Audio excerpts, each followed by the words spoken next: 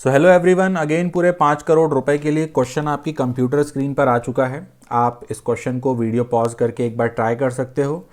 ये जो हिंट दिया है इसको भी यूज़ कर सकते हो अगर आपका मन हो तो, क्योंकि without using this hint the problem can be solved. ठीक है, इस क्वेश्चन को सॉल्व करने के लिए ज़रूरी नहीं है कि आपको ये हिंट यूज़ करना पड़े, बिना इस हिंट के भी सॉल्व हो सकता है। दूसरी बात, ये क्वेश्चन सेंटर ऑफ मास का है और पाथ फाइंडर से उठाया हुआ है। ठीक है, तो मान के चलते हैं सभी बच्चों ने क्वेश्चन पढ़ लिया होगा। अब मैं इसका सॉल्यूशन स्टार्ट करने जा रहा हूँ। तो देखो, ये अपना इनिशियल डायग्राम है और इसमें ये जो डिस्क है, इस डिस्क को मैं बी बोल दे रहा हूँ और जो हेमिस्फीयर है उसको, हेमिस्फीयर को मैंने ए बोल दिया। ठीक है, अब जो सिस्टम है यहाँ पर उसका इनिशियल मोमेंटम क्या है? 0 अलोंग एक्स। तो फाइनल मोमेंटम भी क्या होना चाहिए? 0 along x according to momentum conservation, because there is no external force acting on the system along x direction. ठीक है, ये जो सिस्टम है इस सिस्टम पर बाहर से कोई भी एक्सटर्नल फोर्स नहीं लग रहा। इस सिस्टम पर बाहर से कोई भी फोर्स नहीं लग रहा जो कि एक्स में होता हो। जितने भी फोर्स हैं इस सिस्टम पर, सारे के सारे फोर्सेस अलोंग वाई हैं। फॉर एग्जांपल mg, मैं एक्सटर्नल फोर्सेस की बात कर रहा हूँ, हाँ ध्यान रखना। तो ये जो सिस्टम है इस सिस्टम पर लगने वाले सारे फोर्सेस अलोंग वाई हैं।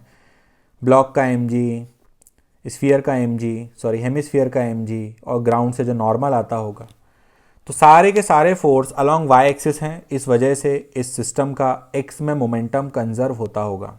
ठीक है, तो जो डिस्क है उसको मैंने क्या कहा था? बी। हेमिस्फीयर को क्या कहा था? ए। तो मोमेंटम कंजर्व होने की वजह से होगा क्या? अगर ये डिस्क राइट में मूव करेगी तो अपने आप स्फीयर को, हेमिस्फीयर को लेफ्ट में मूव करना पड़ेगा। ठीक है, क्योंकि फाइनल मोमेंटम होना चाहिए 0। तो अगर बी का पॉजिटिव है तो ए का अपने आप नेगेटिव होना पड़ेगा, तभी क्या हो पाएगा? टोटल 0। तो एक बात तो हमको पता चल गई कि जो हेमिस्फीयर है वो लेफ्ट में मूव करता होगा। ठीक, अब मैंने थोड़े समय बाद का डायग्राम बनाया जब बी थोड़ा सा स्लाइड होके नीचे आ चुका है। ठीक, ये डायग्राम मैं जानबूझ के एक के ऊपर एक बना रहा हूं सो दैट मैं आपको बी का पाथ शो कर पाऊं। तो बी जो है थोड़ा सा फिसल के नीचे आ गया। ठीक, तो जरा आप ये देखो कि जो बी का पाथ है ग्राउंड के रेस्पेक्ट में, वो तो कोई अजीब सा ही पाथ है, ये सर्कुलर पाथ थोड़ी है। ये जो रेड कलर से मैंने ड्रॉ किया ये पाथ सर्कुलर थोड़ी ही ना है ना? सर्कुलर पाथ तो ये होता ना, ये जो अभी मैं ड्रॉ करने जा रहा हूं, देखो ये सर्कुलर पाथ तो कुछ ऐसा होता ना, ऐसा ऐसा कुछ सर्कुलर पाथ होता। लेकिन बी तो इस वायलेट कलर के पाथ में गए ही नहीं, बी तो अलोंग रेड कलर चला गया, है ना? बी का जो पाथ है वो तो कुछ ऐसा हो गया। ये सारी कहानी मैं किसके रेस्पेक्ट में समझा रहा हूँ? ग्राउंड फ्रेम के रेस्पेक्ट में, है ना? मैं इसको ग्राउंड से देख रहा हूँ, तो जब मैं इसको ग्राउंड से देखूंगा तो स्फीयर थोड़ा सा, गलती से स्फीयर बोल दे रहा हूँ, है हेमिस्फीयर, समझ जाना। तो अगर मैं ग्राउंड से देखूंगा तो स्फीयर लेफ्ट में आया है और जो बी है, बी वो कुछ ऐसा आया है।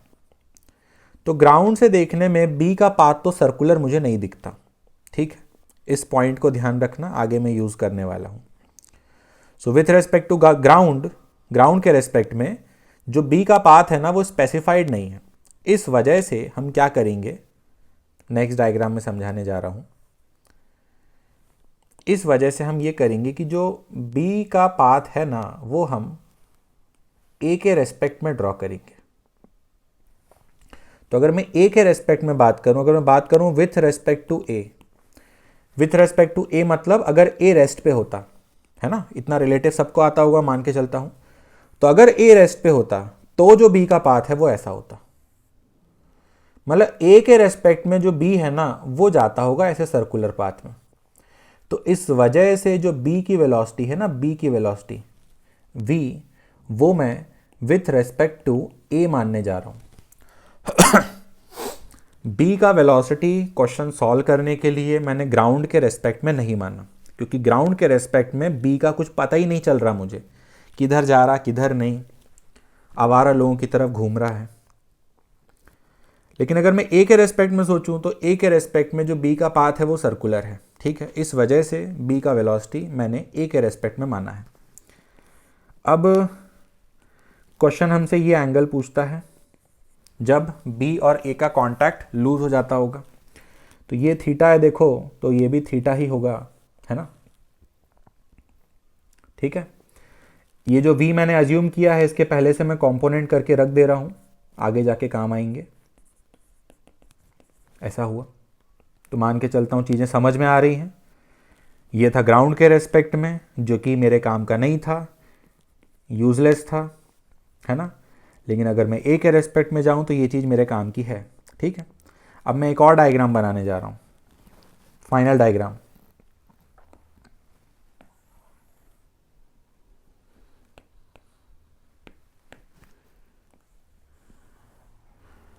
तो देखो ये मैंने हेमिस्फीयर बनाया है। इस हेमिस्फीयर का जो वेलोसिटी है वो मैंने u मान लिया लेफ्ट में। ये u किसके रेस्पेक्ट में है? ऑब्वियसली ग्राउंड के रेस्पेक्ट में, है ना। हेमिस्फीयर के रेस्पेक्ट में हेमिस्फीयर की वेलोसिटी थोड़ी मान लूंगा, है ना।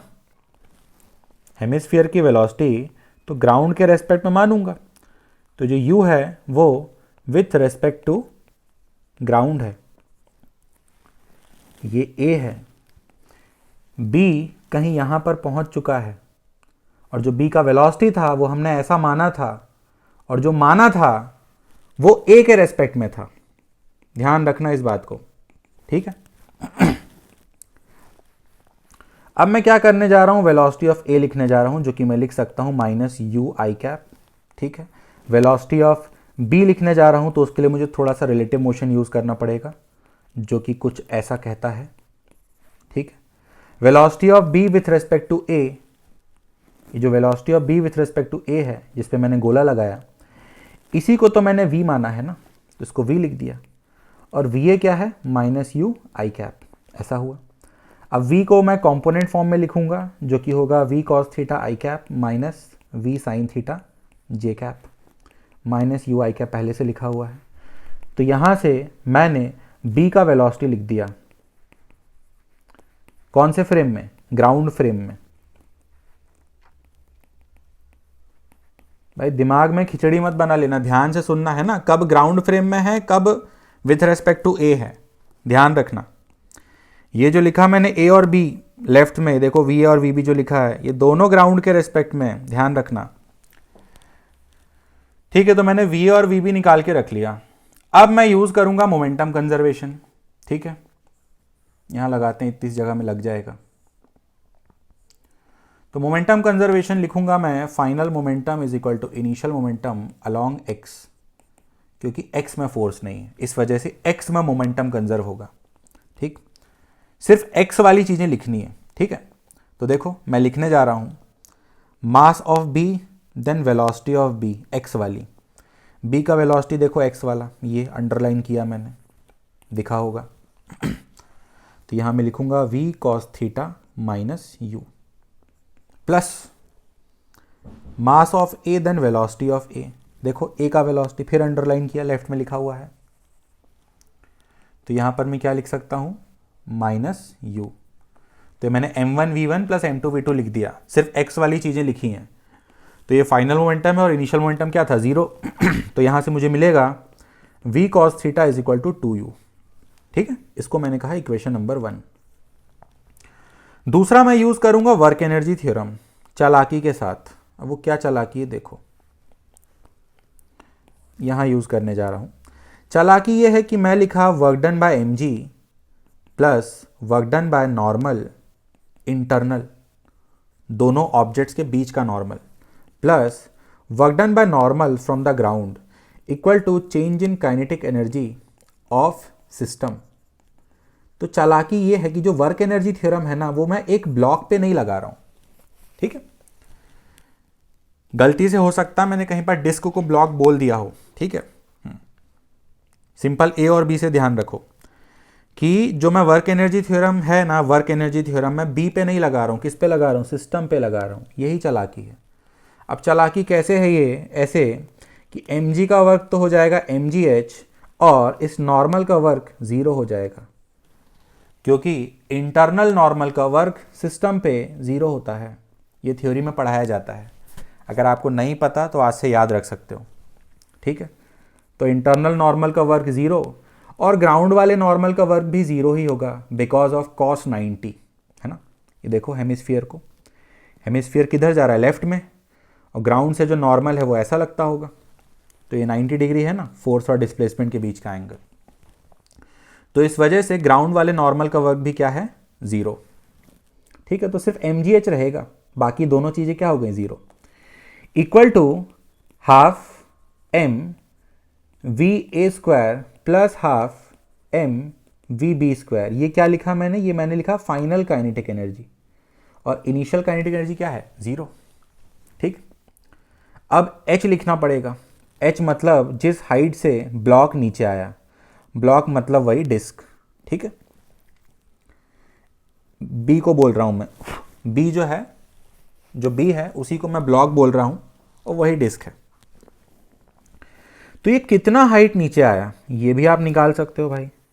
ये देखो, ये r है, ये थीटा है, तो ये कितना हुआ। थोड़ा सा ऑडियो लैग रहता है, समझ में आ रहा होगा। वो r है, ये थीटा है, तो ये जो है ये देखो हरे कलर से बनाने जा रहा हूँ, तो ये कितना होता होगा, ये होता होगा r cos थीटा, है ना, ये होता होगा r cos थीटा। तो जो ब्लॉक है वो कितना हाइट नीचे आया है, ब्लॉक इतना हाइट नीचे आया ना, है ना। तो ये हाइट कितनी हो जाएगी, r minus r cos theta. Simple, कैसे किया समझते होगे भाई, समझदार ऑडियंस है। ये पूरा क्या होता होगा, r, है ना, ये पूरा r होता होगा, r में से r cos थीटा को माइनस कर दूंगा तो h आएगा, तो h को मैंने यहाँ पे रखा। फिर तो क्या बनेगा, देखो ये बनेगा mg, r कॉमन करके लिख रहा हूँ विच इज़, तो ये बन गया mg r1 minus cos theta equal to half m va square. va कहाँ गया देख सकते हो, ये लिखा है मैंने लेफ्ट में, ठीक है। तो va क्या हो जाएगा, u plus half m vb square. अब मैं यहाँ पर जानबूझ के आपको vb एक्सप्लेन नहीं कर रहा हूँ, पहले मैं लिख रहा हूँ और ये उम्मीद रखता हूँ कि समझ में आ जाएगा, उसके बाद थोड़ा सा समझा भी दूंगा। तो हाफ m vb स्क्वायर, ठीक है। अब vb मैं लिखूंगा कैसे, ऐसे कुछ, अरे यार स्क्वायर रूट नहीं बन रहा, बन गया। तो vb मैं लिखने जा रहा हूँ लेफ्ट से देख करके, which is v cos theta minus u का square plus minus v sine theta का स्क्वायर। आई थिंक समझ में आता होगा।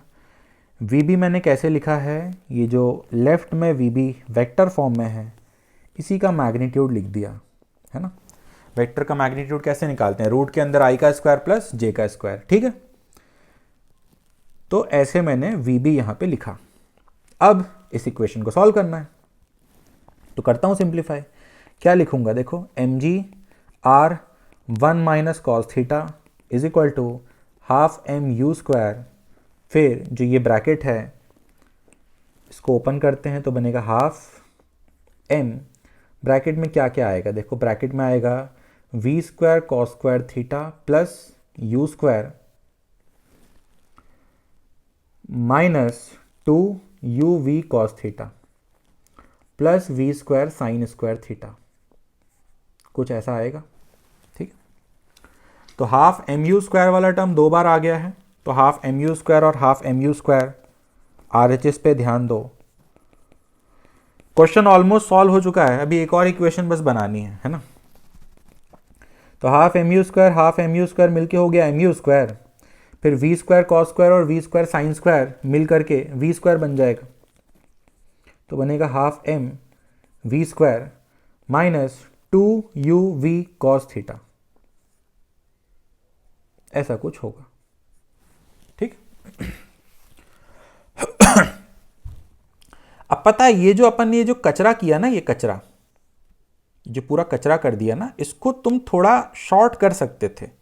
कैसे कर सकते थे वो समझो। देखो ये थोड़ा लेंदी लग रहा है देखने में, तो इसको तुम शॉर्ट ऐसे कर सकते थे कि जो ये v cos theta minus u लिखा है ना, देखो ध्यान से देखना, हाँ कहाँ आ रहा हूँ मैं, मोमेंटम कंजर्वेशन में आ रहा हूँ। ये जो ऊपर लिखा हुआ है इस पे ध्यान दो। ये जो इक्वेशन नंबर 1 है इसी को देखो, यहाँ से v cos theta minus you को मैं यू ही तो बोल सकता हूँ, नहीं बोल सकता? सोचो, बिल्कुल बोल सकता हूँ। तो ये जो इतना कारनामा किया ना, बहुत ज़्यादा लेंदी कर दिया राइट में, इसमें तुम थोड़ी समझदारी ये दिखा सकते हो पहले ही। और v cos theta minus u की जगह क्या लिख दोगे? u। तो बन जाएगा u square plus v square sine square theta. अब ये थोड़ा और अच्छा लगेगा देखने में, है ना? देखो करते हैं। जैसे जा रहे थे वो भी सही था, बस उसमें थोड़ा टाइम ज़्यादा लगता सॉल्व करने में, तो अपन ने थोड़ी समझदारी यूज़ कर ली और इक्वेशन नंबर 1 से v cos theta minus u की वैल्यू रख दी। तो ये क्या बनेगा राइट में? M u square plus half m v square sine square theta. अब ये थोड़ा अच्छा लग रहा है, ठीक है। अब मैं क्या करने जा रहा हूँ, इक्वेशन नंबर 1 से u का वैल्यू उठा के इस इक्वेशन में रखूँगा, वर्क एनर्जी थ्योरम वाले इक्वेशन में। तो m कैंसल, ये gr 1 माइनस कॉस थीटा, यहाँ क्या है u स्क्वायर, किसका वैल्यू रखने जा रहा हूँ मैं? u का, है ना। तो इक्वेशन 1 से देख सकते हो u का वैल्यू आएगा v cos थीटा बाई 2। तो v cos थीटा बाई 2 का square plus v square sine square theta by 2, ऐसा लिखा हुआ है। क्वेश्चन लेंदी जा रहा है, लेंदी है भी, है ना, तो पेशेंस के साथ बस सुनते रहो। तो बनेगा gr 1 minus cos theta plus ये बन जाएगा v square cos square theta plus 2v square sine square theta divided by 4, ऐसा हुआ। This can be written as gr 1 minus cos theta, और यहाँ ये राइट में क्या बोल सकता हूँ मैं? v स्क्वायर कॉमन किया मैंने, और ये बन जाएगा 1 प्लस साइन स्क्वायर थीटा, ऐसा हुआ, ठीक। अब इसको कहा मैंने इक्वेशन नंबर 2। अब एक और इक्वेशन बनानी है। अच्छा, ये टीचर को कैसे पता चलता है एक और इक्वेशन बनानी है? Simple, bye counting the number of unknowns, है ना। यहाँ कितने अननोन थे? देखो u था, v था और थीटा था, तो 3 अननोन है ना, तो 3 इक्वेशन तो लानी पड़ेंगी। 2 हो चुकी हैं ऑलरेडी, 2 कॉन्सेप्ट यूज़ कर लिए अपन ने फिजिक्स के। अब तीसरा कॉन्सेप्ट क्या है? देखो तीसरा कॉन्सेप्ट, फिर से मैं a के रेस्पेक्ट में भाग गया, ठीक है। डायग्राम में उतना अच्छा नहीं बना रहा, तो ये आ गया मैं a के रेस्पेक्ट में b का डायग्राम बनाया। b के पास इस डायरेक्शन में वेलोसिटी थी, कितनी थी? v, a के रेस्पेक्ट में। इस पर नीचे लगता होगा mg, mg का इधर एक कंपोनेंट होता होगा mg cos थीटा, ठीक है, क्योंकि ये एंगल क्या था? थीटा। तो जो mg cos थीटा होता होगा यही तो सेंट्रीपिटल फोर्स प्रोवाइड करेगा ना इसको। तो ये हो गया अपना तीसरा इक्वेशन।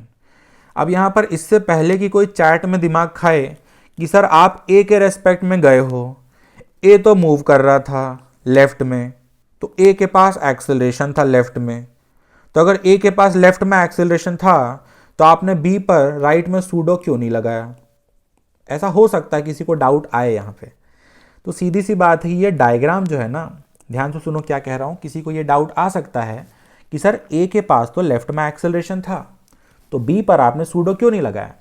तो बड़ा सिंपल है, जिस मोमेंट का हमने डायग्राम बनाया है ना, जिस मोमेंट का ये डायग्राम बना है उस मोमेंट पर कांटेक्ट ऑलरेडी लूज हो चुका है, और जब कांटेक्ट ही लूज हो गया तो b और a के बीच में कोई नॉर्मल ही नहीं लग रहा ना। ये जो b है इसका तो कांटेक्ट ही छूट चुका है। तो जब b और a का कांटेक्ट छूट चुका है तो भाई b ने a पे कोई नॉर्मल तो लगाया ही नहीं। तो जब a पे कोई नॉर्मल ही नहीं है तो नॉर्मल का कोई कंपोनेंट भी नहीं है, और जब कंपोनेंट भी नहीं है तो एक्सेलरेशन भी नहीं है, और जब एक्सेलरेशन नहीं है इसलिए सूडो भी नहीं लगाया। मान के चलता हूँ समझ में आता होगा। थोड़ा बफरिंग चल रही होगी, इंफॉर्मेशन को प्रोसेस करने में थोड़ा टाइम लगेगा, लेकिन बात समझ गए होगे। फिर से रिपीट कर रहा हूँ, कांटेक्ट छूटा इस वजह से इस पर नॉर्मल नहीं है, नॉर्मल है ही नहीं। नॉर्मल नहीं है तो नॉर्मल का कंपोनेंट नहीं है, हॉरिजॉन्टल कंपोनेंट, और नॉर्मल का अगर हॉरिजॉन्टल कंपोनेंट नहीं है तो ए का एक्सेलरेशन भी नहीं है, और जब एक्सेलरेशन नहीं है तो सूडो भी नहीं है, इसलिए एफ बी डी सिंपल ऐसा ही बनेगा।